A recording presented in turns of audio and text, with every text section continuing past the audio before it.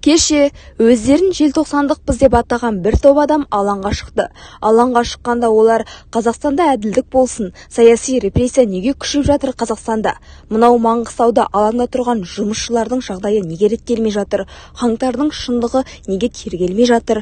Назарбаевтар неге сотталмай жатыр? Жемқорларды неге абақтыға қамамай жатыр? Неге Қазақстанда әділ сайлау жоқ деген ұрандармен, әділетті талаптармен емес, олар барлығын жинап алып ЛГБТ-ға қарсы шықтық дейді. Олардың да өз талаптарын айтып, алаңға шығуға құқы бар әрине. Бірақ дәл осы желтоқсандықтарды осындай күрделі оқиғалар елімізде болып жатқан кезде алаңнан басым көпшілігін көрмейміз. Мысалы, осы қаңтар оқиғасы болған кезде адамдарды ұрып соғып, азаптап, үтіктеп жатқанда желтоқсандықпыз деген бір топ адам алаңға шығып, "Ей, біздің қазағымды азаптап жатсыңдар, неге үтік басасыңдар, неге оларды қинайсыңдар" деп алаңға шыққанын өзі басымыз көрген жоқпыз. Әрине, барлығы жаман, алаңға шықпады деп айта алмаймыз. Арасында алаңға шығып жүргендер бар. Осы тапты бастап сөйлеп тұрған Гүлбахрам Жүніс дегеннің кім екенін көп айтудың қажеті жоқ. Себебі, бұл адам үнемі әкімдікте жүріп, әкімдермен суретке түсіп жүретінін бірнеше мәрте көрген болатынбыз.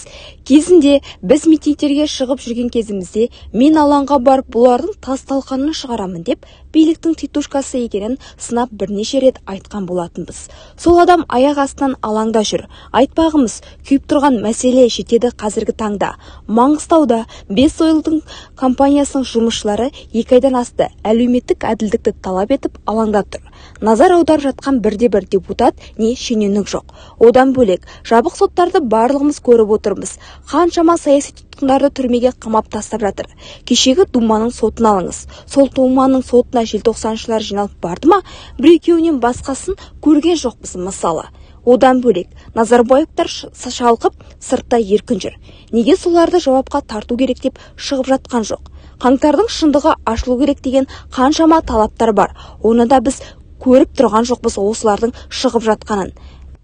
Бәрін қойып, ең болмаса сол желтоқсан мен Жаңаөзеннің шындығы ашылсын деп талап қойып жатқан қайсы бар? Біз бүкіл елдің мәселесін кезінде алаңға шыққан дәл осы желтоқсандықтар шешсін деп отырғанымыз жоқ.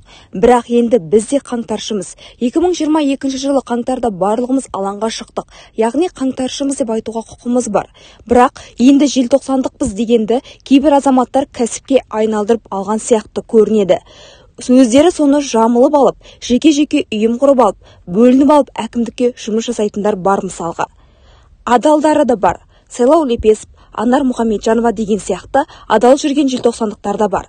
Желтоқсандық деген атақты саяси ойындарға қосудың қажеттілігі жоқ деп ойлаймыз. Желтоқсандық деген ол адалдықтың, әділдіктің және тәуелсіздіктің символы болу керек. Ұлттық мүддені қорғауды, тәуелсіздік мәселесін қорғауды, алға шығып батырлықты көрсетіп шығу керек деп ойлаймыз.